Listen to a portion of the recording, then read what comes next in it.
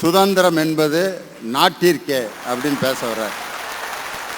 நடுவர் அவர்களே, விவசாயி விதை போட்டுவிட்டு விளைச்சலுக்காக காத்திருக்கிறான்.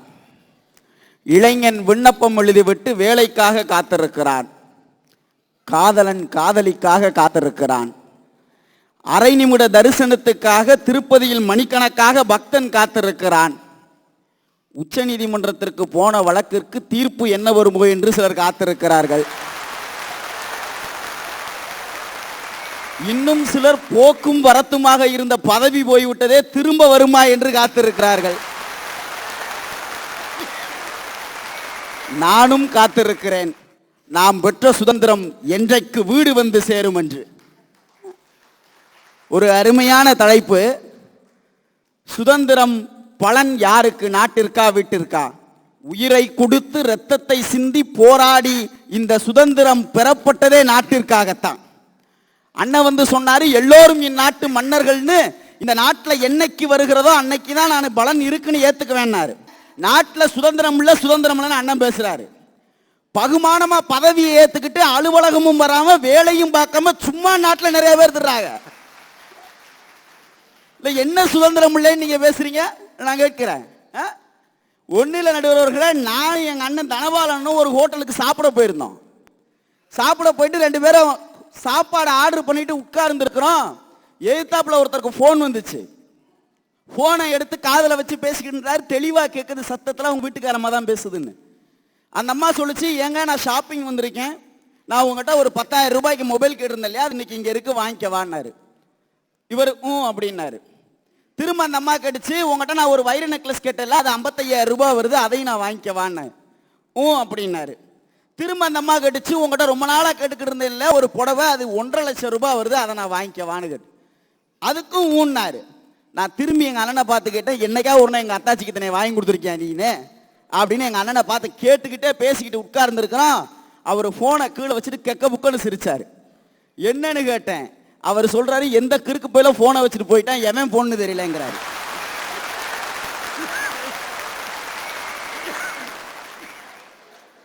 எவன் போனையா எடுத்து நீ ஏக்கியா ஊங்கொட்டிக்கிட்டே இருந்தேன்னு அவர் சொன்னாரு. ஏன் தம்பி ஏற்கிற, என் பொண்டாட்டிக்கிட்ட ஊங்கொட்டியே பழகு போச்சு, போன்ல எவட்ட பேசாலும் ஊங்கொட்ட வேண்டியதா இருக்குன்னு.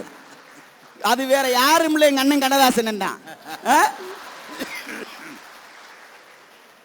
வீட்டில் ஊங்கொட்டியே பழக்கப்பட்ட எங்க அண்ணனுக்கே இன்றைக்கு நாடு கொடுத்து மைக்கு பேசி இன்னைக்கு உரத்த குரல்ல பேசிக்கிட்டு இருக்காருன்னா அது கூட இந்த நாடு தந்திருக்கிற சுதந்திரமே தவிர வீடு அவருக்கு சுதந்திரம் தாங்க. என்ன பேசுறீங்க? வீட்டில் என்ன சுதந்திரம் இருக்குன்னு கேட்கிறேன். காலங்காத்தால ஒரு வீட்டுக்காரர் எந்திரிச்சு வீட்டுக்குள்ள வந்து பல்லு வளக்கிட்டு இருந்தாரு. பொண்டாட்டி வந்து கேட்டுச்சு, நீலாம் இத்த தண்டி ஆம்பளையா இருக்க, நடு வீட்டில் நின்று பல்லு வளக்கலாமான்னு கேட்டுச்சு. இது என்னடா பிரச்சனையா போச்சுன்னு வெளியில போய் நின்று பல்லு வளக்கிட்டு இருந்தாரு. விறுவிறுன்னு வெளியில வந்துச்சு, கேட்டுச்சு, இவ்வளவு நேரம் பல்ல வளக்கிட்டு நீ யாருக்கிட்ட பல்ல கட்டிக்கிட்டு இருந்தேன்னு கேட்டுச்சு. இது என்னடா இப்படி ஒரு பொண்டாட்டி அமைஞ்சு போச்சேன்னு வீட்டுக்குள்ள உட்காந்து சோகமா பாட்டு கேட்டுக்கிட்டு இருக்காரு. அப்பையும் வந்து கேட்டுச்சு அந்த அம்மா, ஏன் முன்னாள் காதலி ஞாபகம் வந்துருச்சாக்க சோகமா பாட்டு கேட்டுக்கிட்டு இருக்கானுச்சு. சரி, இவளை சந்தோஷப்படுத்தலாமேன்னு சந்தோஷமா பாட்டு கேட்டா எவ்வளவு புதுசா கிடைச்சிருக்காளாக்க சந்தோஷமா பாட்டு கேட்கிறேன். வீட்டில் என்ன சுதந்திரம் இருக்குன்னு நான் கேட்கிறேன். யோசிச்சு பாருங்க நடுவர்களே. இது பரவாயில்லைங்க.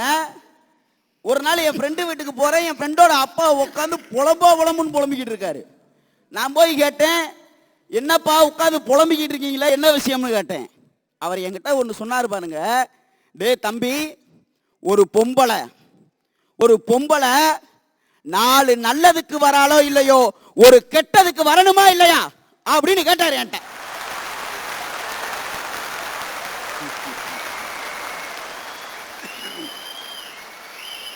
இதை எங்க கேட்ட நீ?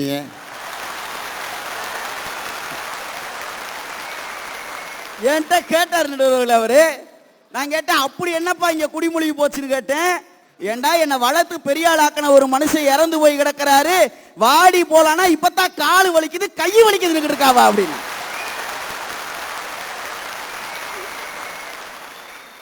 நடுவர் அவர்களே, இது வீட்டில் நடந்ததை தான் சொன்னேன், வேற எதையும் நான் சொல்லல. இல்ல எங்க சுதந்திரம் இருக்குன்னு கேட்கிறேன் வீட்டில். யோசிச்சு பாருங்க நடுவர்களே. முத்தமிழறிஞர் டாக்டர் கலைஞர் அணில் குஞ்சுன்னு ஒரு கதை எழுதினாரு. ஒரு பையன் என்ன பண்ணா, ஒரு இஸ்லாமிய மதத்தை சேர்ந்த ஒரு பையன் ஒரு அணிலை எடுத்துட்டு வந்து வளர்த்தான். நம்ம பயிலுக எப்பயுமே சும்மாவே இருக்க மாட்டாங்க. எவனுக்கா ஏதாவது புதுசா கிடைச்சிச்சுன்னா அதை கெடுக்கணும்னு ஏதாவது பண்ணுவான். ஒரு இந்து மதத்தை சேர்ந்தவன் போய் சொன்னா, டே இந்த அணில் இருக்கு பத்தியா, இதுல மேல ஒரு 3 கோடு போட்டிருக்கு பத்தியா, அது எங்க ராமர் போட்ட கோடுதான்னு பிட்ட போட்டான். வீட்டில் போய் இதை சொல்லியிருக்கேன். வீட்டில் சொன்னேன். அவங்க வீட்டில் சொன்னாங்க, இங்க பாருப்பா அதெல்லாம் இங்க இருக்கக்கூடாது, அவங்க இந்து மதத்தை சேர்ந்ததா அந்த அணிலே, உடனே கொண்டு போய் வெளியில கொடுத்துருந்தாங்க. சரின்னு வெளியில கொண்டு அவன் போட்டுட்டான். இந்த இந்து மதத்தை சேர்ந்த அந்த பையன் அந்த அணிலை எடுத்துட்டு போய் வளர்க்குறான். வளர்க்குற பொழுது அவங்க வீட்டில் சொன்னாங்க, இது ஒரு 10 நாள் இஸ்லாமிய வீட்டில் இருந்துருச்சு, அதனால இந்த அணில் இனிமே இங்க இருக்கக்கூடாதுன்ட்டாங்க. இவனும் கொண்டு போய் வெளியில போட்டான். அந்த அணில் வெயில்ல கிடந்து செத்து சுருண்டு மாண்டு செத்து போச்சு. கலைஞர் அங்கே பதிவு செய்கிறார், இந்த மதவாதிகளுக்கு எதிராக போர் நடக்கிற பொழுது அப்பாவி மக்கள் தாண்டா செத்து போறான்னு சொல்லி தலைவர் கலைஞர் பதிவு செஞ்சார். அந்த கதையில ஒரு உண்மையான விஷயத்தை யோசிச்சு பாருங்க. பிஞ்சுகளின் மனதிலே நஞ்சை விதைக்கிறது வீடு தானே தவிர நாடு கிடையாது. ஆனா நாடு என்ன சுதந்திரம் தெரியுமா தந்திருக்கிறது நடுவர் அவர்களே? ஒரு கிறிஸ்தவர் நீங்கள் நடுவராக உட்கார்ந்து இருக்கிறீர்கள், ஒரு இந்து மத இளைஞன் பேசிக் கொண்டிருக்கிறேன், இஸ்லாமிய பெரியவர்கள் இதை கேட்டுக் கொண்டிருக்கிறார்கள் சொன்னா இதுதான் நாடு தந்த சுதந்திரம். சும்மா பேசுறதா என்ன சுதந்திரம் வந்திருக்கு, சுதந்திரம் வந்திருக்குன்னு வீட்டுல இன்னைக்கு பிள்ளைங்க பேசுறதுக்கு கூட பயப்படுது. அப்பா கிட்ட அம்மா கிட்டையும் எதை சொல்லணும் எதை சொல்லக்கூடாதுன்னு தெரியல. அந்த அளவுக்கு நீங்க வீட்டுல சுதந்திரம் இல்லாம வச்சுக்கிட்டு, நான் கேட்கிறேன் எது சுதந்திரம்? வீட்டுல எனக்கு ஒரு டவுசர் பிடிச்சிச்சு, எங்க அப்பா கிட்ட போய் நான் கேட்டேன் டவுசர் வாங்கி கொடு, எங்க அம்மா உடனே இந்தா வாங்கிக்க. எனக்கு ஒரு சட்டை பிடிச்சிச்சு, எங்க அம்மா கிட்ட போய் கேட்டேன் இந்தா வாங்கிக்க.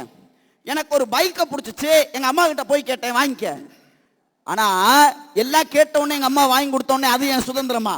இல்ல எனக்கு ஒரு பொண்ணை பிடிச்சிச்சு, அதை போய் கேட்டா வாங்கி தரல. எது சுதந்திரம் கேட்கிறேன். நடுவர் அவர்களே, ஒரே ஒரு கேள்வி இங்க ஆணித்தனமா பதிவு செய்கிறேன். நான் கேட்ட சட்டை எனக்கு வாங்கி கொடுத்தாங்க, நான் கேட்ட டவுசர் எனக்கு வாங்கி கொடுத்தாங்க, நான் கேட்ட வண்டி எனக்கு வாங்கி கொடுத்தாங்க. ஆனால் அதுக்கெல்லாம் என்ன பிடிச்சிருக்கான்னு எனக்கு தெரியாது. எனக்கு பிடிச்ச பொண்ணுக்கு என்ன பிடிச்சிருக்கேன், அதை வாங்கி கொடுக்கல, என்ன கஷ்டம்னு கேட்கிறேன். இந்த வீட்டுல என்ன சுதந்திரம் இருக்குன்னு நீங்க பேச வந்திருக்கீங்க? நடுவர்களே யோசிச்சு பாருங்க. இன்னைக்கு எங்க அம்மா காலையில நான் எழுந்திருச்சு உட்கார்ந்துருந்தேன். எடுத்த வீட்டுல ஒருத்தருக்கு நெஞ்சு வலி, நான் வேகமா போகலாம் ஹாஸ்பிட்டலுக்கு போலான்ட்டு போனேன். எங்க அம்மா என்ன தெரியுமா சொன்னாங்க? ஒழுங்கா உள்ள போயிரு, உனக்கு எதுக்கு இந்த தேவையில்லாத வேலை, போற வழியில ஏதாவது ஆயிடுச்சுன்னா எதுக்கு இந்த வம்பு வழக்கு? அடுத்தவர்களுக்கு உதவி செய்வதை கூட தடுப்பதுதான் இந்த வீடு. நாடு எப்படிப்பட்டது தெரியுமா?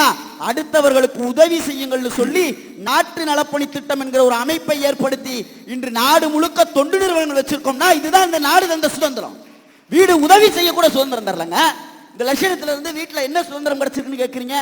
இன்றைக்கு விடுங்க நடுவர்களே, யோசிச்சு பாருங்க. அந்த காலத்திலேயே ராமாயணத்துல சொல்லப்பட்ட விஷயம் என்ன? ராமன் தாங்க பட்டாபிஷேகத்துக்கு தகுதியான ஆளு, எல்லா தகுதியும் அவனுக்கு இருக்கு. ஆனா வீடு என்ன சுதந்திரம் கொடுத்துச்சு? அவனை காட்டுக்கு தான் அனுப்புச்சு. காட்டுக்கு போன ராமன் கூட வீட்டிலேயே இருந்திருந்தா அவன் ஒரு நாட்டுக்கு அரசனாகி செத்திருப்பான். நாட்டிற்கு வந்த காரணத்தில்தான் ராமன் கூட கடவுளாக போற்றப்பட்டான்னு சொன்னா அதுதான் நாடு தந்த சுதந்திரம். மாசரு பொண்ணே மணியை முத்தேன்னு கண்ணகியை கொஞ்சிக்கிட்டு வீட்டுக்குள்ளேயே வச்சிருந்தா கண்ணகி அங்கே இருந்திருப்பா. ஆனால் என்றைக்கு கண்ணகி வீட்டை விட்டு வெளியே வந்து நாட்டிற்கு வந்தாலோ அன்னைக்குதான் பாண்டிய மன்னனை எதிர்த்து கேட்டு நீதியை நிலைநாட்டினார் என்று சொன்னால் நாட்டிற்கு வந்தவர்கள் தான் இந்த நாட்டிலே பெரிய மனிதர்களாக தெரியப்பட்டிருக்கிறார். யோசிச்சு பாருங்க நடுவர்களே, நாட்டிலே 1000 சின்ன சின்ன குறைகள் இருக்கும். எங்க அண்ணன் பேசிட்டு போனாரே இவ்வளவு இருக்கு அவ்வளவு இருக்குன்னு. நான் ஒரே ஒரு விஷயத்த சொல்றேன். வேட்டி கிழிஞ்சிருக்கு, அதே வேட்டி கரையாம இருக்கு. வேட்டி கிழிஞ்சிருக்கே கரையா இருக்கேன்னு நான் கட்டாம நிர்வாணமா தான் திரிவேனா என்ன அர்த்தம்? கிழிந்த வேட்டியை தைப்பது எப்படி ஒருவனுடைய கடமையோ, கரை இருக்கிற வேட்டியை துவைப்பது எப்படி ஒருவனுடைய கடமையோ, அதுபோலத்தான் இந்த நாட்டிலே சின்ன சின்ன இடையூறுகள் இருந்தாலும் அதை சரி செய்து, பிறப்பு ஒரு சம்பவமாக இருக்கலாம் ஆனால் இறப்பு ஒரு சரித்திரமாகத்தான் இருக்க வேண்டும் என்று சொன்னாரே டாக்டர் அப்துல் கலாம் அவர்கள். அவருடைய கனவை நினைவாக்குவோம் என்று சொல்லி சுதந்திரத்தினுடைய பலன்கள் பெரிதும் கிடைத்திருப்பது நாட்டில்தான் நாட்டில்தான் என்று சொல்லி பேச வாய்ப்பளித்தமைக்கு நன்றி கூறி விடைபெறுகிறேன். நன்றி, வணக்கம்.